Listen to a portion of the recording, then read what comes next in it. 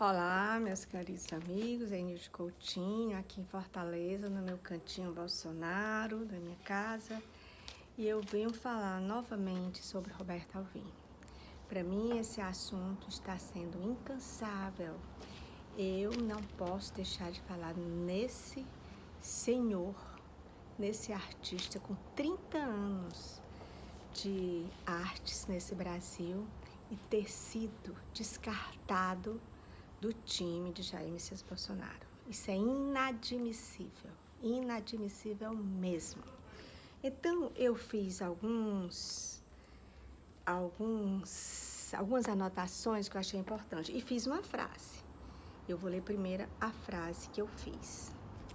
Esse homem, aspas, esse homem, quando fala, nos leva à certeza de que há gênios no Brasil, como um todo, no sentido mais profundo.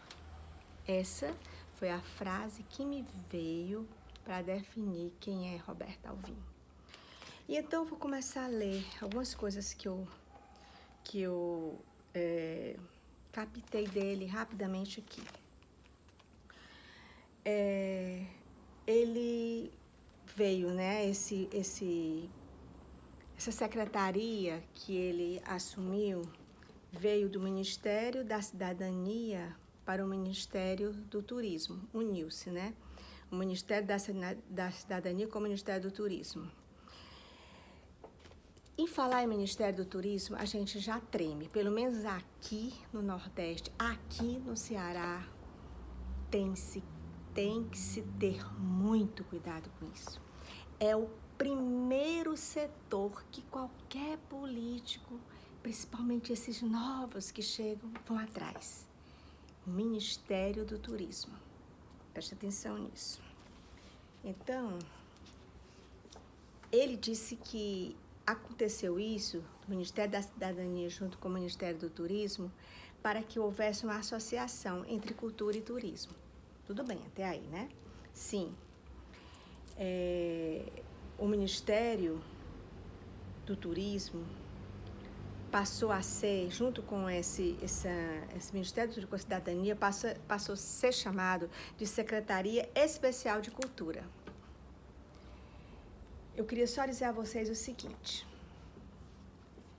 Roberto Alvim, um dramaturgo, 30 anos de vida teatral, diretor de teatro, foi para a Funarte e terminou na Secretaria Especial de Cultura, né? Do Jair Messias Bolsonaro. O que é que ele queria? Ele queria novas políticas públicas estruturantes, que tivesse bastante estrutura, né? Novos modos de fomentar a cultura do Brasil. E são pequenos trechos que eu peguei da fala dele. Ele queria fazer um centro de formação por excelência. Retomando, é uma retomada da história da arte em políticas públicas. Olha só que lindo, são só algumas frases que eu captei dele, viu? Ele falou da Grécia Antiga, que era o berço da nossa civilização ocidental, e que ele queria ampliar a sensibilidade coletiva. Queria só dizer a vocês que a Lei Rouanet, que é o que causou toda essa confusão, porque ele tinha a pretensão de mexer na Lei Rouanet, investigar, porque é dinheiro público que entra, não é verdade? Não é dinheiro público que entra. Então ele teve essa pretensão, já que ele saiu ele se recuperou da sua saúde através de um milagre mesmo, vocês podem ver a vida dele. Teve a cena que ele viu e se horrorizou das pessoas batendo palma pelo Bolsonaro ter sido esfaqueado. Então, tudo isso ele criou dentro de si a possibilidade de tornar o Brasil uma coisa tão maravilhosa como o Bolsonaro quer, da parte dele, não é? Então, ele falou aqui, eu peguei peguei assim rápido, porque eu tenho que falar muito sobre ele, mas eu ainda vou me estudar profundamente a vida dele. Ele botou que a Lei Rouanet movimenta mais de R$ 1 bilhão por ano. Gente, vocês acham que essas pessoas que estão aí, que não davam nem mais a mão a ele, Chico Buarque, Caetano Veloso, nenhum desses artistas dava nem a mão a ele. Se ele chegasse no ambiente e fosse falar, eles não davam a mão. Por quê? Porque ele ia mexer no vespeiro. Ele ia querer saber onde estava o dinheiro. Por isso é que ele foi colocado para fora. Então, olha, se a Lei Rouanet movimenta R$ 1 bilhão por ano, onde é que estão essas obras de arte que o Brasil não vê, que a juventude não faz parte? Aonde estão esses investimentos da Lei Rouanet? Para aqueles cantores sertanejos, para meia dúzia de pessoas, só existiam os 2 eixos, São Paulo e Rio.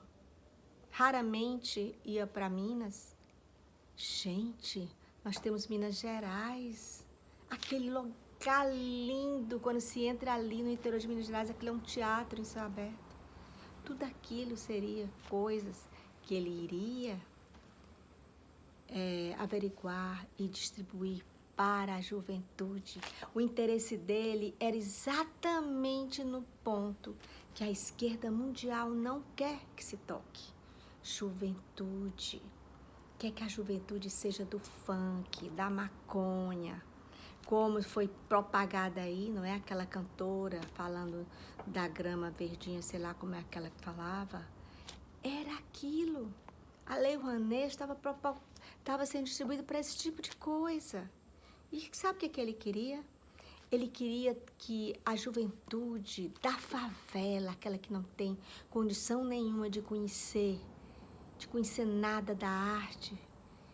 Pode ser que um menino daquele, uma garota daquela, quisesse tocar violoncelo, violino, piano. Com que cara, com que instrumento? Aonde ela iria conseguir isso? Ele queria.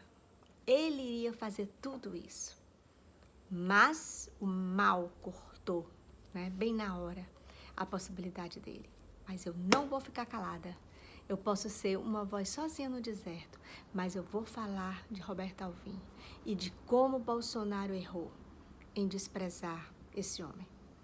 Bolsonaro, retorne a Roberto Alvim. Dê uma chance a ele.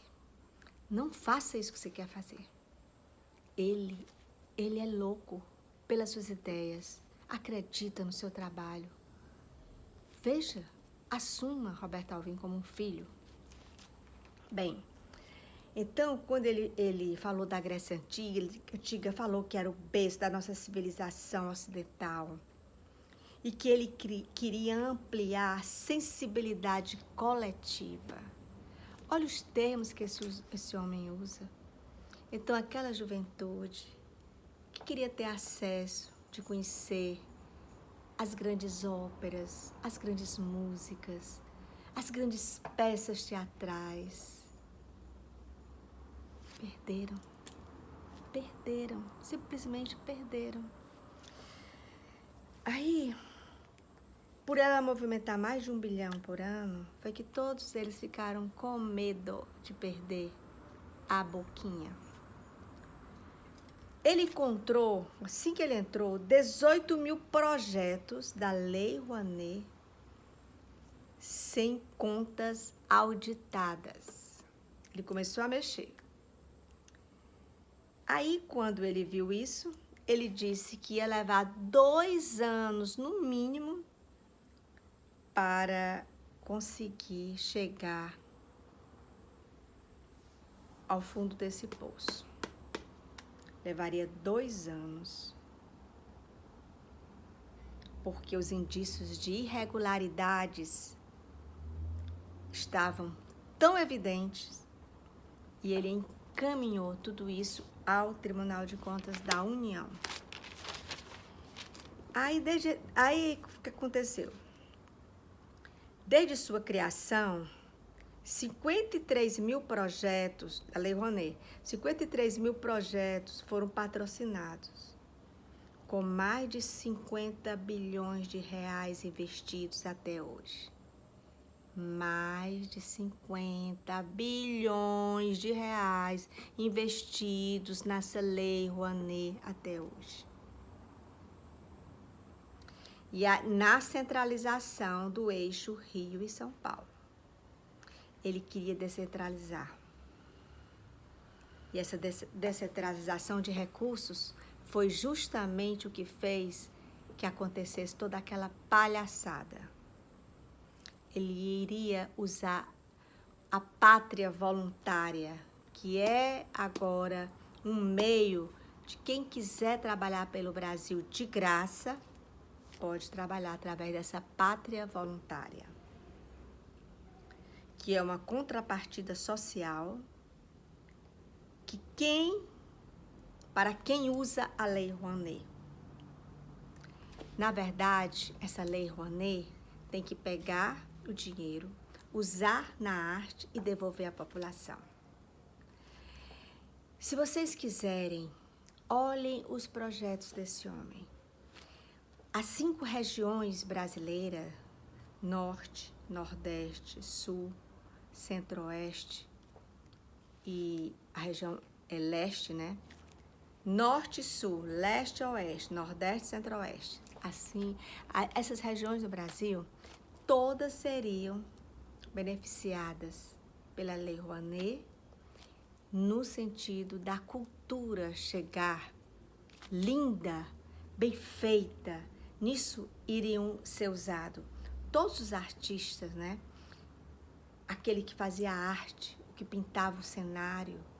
Ele ia fazer concursos para novos artistas, aqueles que nunca expuseram, aqueles que têm um conto guardado e quer mostrar, romancistas, escultores, até para aqueles jovens dessa geração dos quadrinhos, não é? Ele também iria fazer um concurso. E foi tirado das mãos dele toda essa possibilidade por conta de uma filmagem ridícula. Eu acho que isso vai entrar para a história como um grande deslize do povo brasileiro. Veja bem, quem está interessado na desgraça do Brasil são os esquerdistas ricos que moram fora do Brasil e que querem tomar conta das nossas riquezas. Nós não vamos suportar isso. Se você tem sua descendência, vamos aproveitar o momento do Brasil agora, porque em 400 dias de governo Bolsonaro, nós estamos resistindo, segurando o mastro, segurando para que esse navio não afunde. E eu te digo, tem muita gente interessada nisso.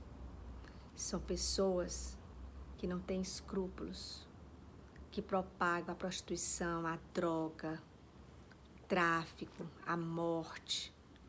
Então, quando chegam pessoas honestas, com família. Ele fez um vídeo do Natal. As pessoas nem colocaram, nem rodaram, porque isso era importante. Família. É isso que o Brasil precisa, restaurar a família. E quando chega um gênio como Roberto Alvim, acontece isso. Isso é uma maior falha. E se fosse nos Estados Unidos, na Europa, isso não ia acontecer. Não ia acontecer. Ia ser ignorado. Todo esse protesto que essa gentalha fez aí de dizer que era nazista. Que palhaçada.